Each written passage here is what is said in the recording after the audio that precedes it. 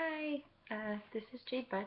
This is my response to the discussion 6 question, which states, Alcott writes, to live for one's principles at all costs is a dangerous speculation, and the failure of an ideal, no matter how humane and noble, is harder for the world to forgive and forget than bank robbery or the grand swindles of corrupt politicians. Has there ever been a time in your life when you lived for your principles? Answer, yes, every day. Since I was a wee little one, there's been an annoying little bug in my ear telling me that I have to do my absolute best at everything and do it on my own. At this point, I don't feel like I have a choice in the matter. It's just my autopilot that's been set to the maximum. I got my first job as soon as I legally could, and I worked as hard as I could to get out on my own as soon as possible. I haven't needed help since. In school, it's unfortunately, well, I guess fortunately, the exact same way. I can't skip assignments. I can't do subpar assignments. I can't be satisfied with anything below an A. And trust me, sometimes I wish I could because it brings my stress level right up to the maximum with it.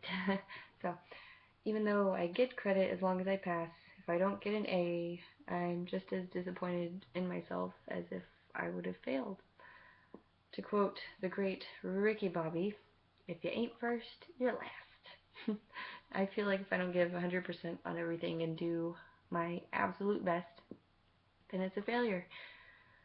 Now, this is where I do have to disagree with Alcott.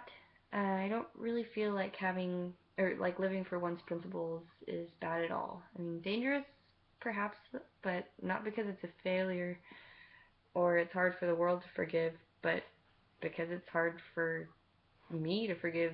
Like, um,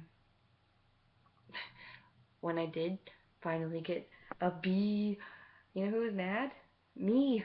Nobody else. Nobody else cared. I mean, I'd let myself down, but principles, I feel, are personal and internal, and the failure of these, it only really hurts yourself, which I feel serves as motivation, and how can that be bad, right? So, in conclusion, principles are good, and I think that they help motivate us and make us better people. And to live for these, I feel like, is the only way to do it. So, thanks for listening.